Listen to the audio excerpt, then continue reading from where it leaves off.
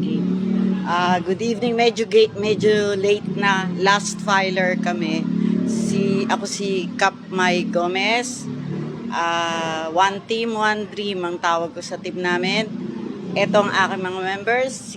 Si Kagawad Jig sa Santos, Kagawad June Cruz, Kagawad Banjo Lipana, Kagawad Rico Natividad, Kagawad Ron Mendoza, si Kagawad Aris Conde at si Sofia.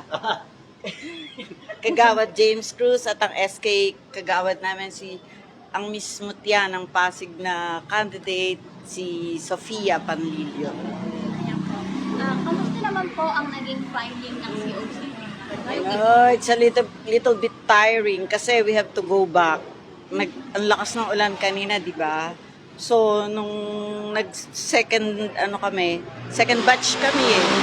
So, kailangang magstay ulit muna kami sa barangay hall and just wait for our turn.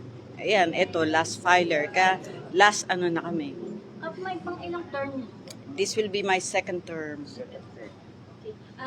Sa darating po na election or kung kayo po ay ulit na mauupo sa pwesto, ano pa po ang i-expect sa inyo ng barangay? Basta ako, nung naupo ako, people-focused. Laging tao. Kasi I have to return the favor sa taong nagbigay ng mandate sa amin. So, people-focused. Kung ano yung maisip namin. Basta para sa tao, lahat ibibigay namin sa tao.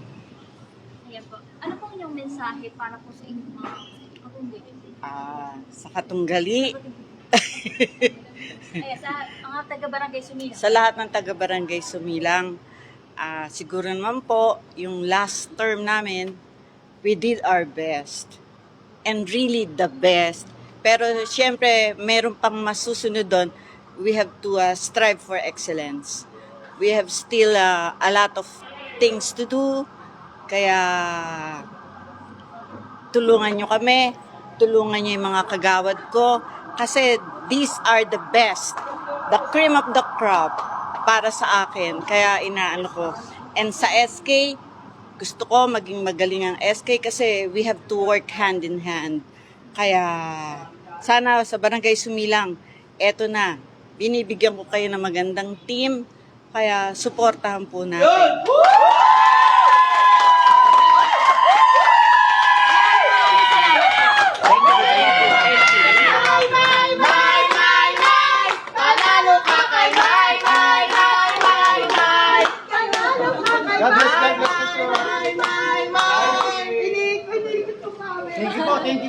Thank you po. Ayan po, good luck. Thank you.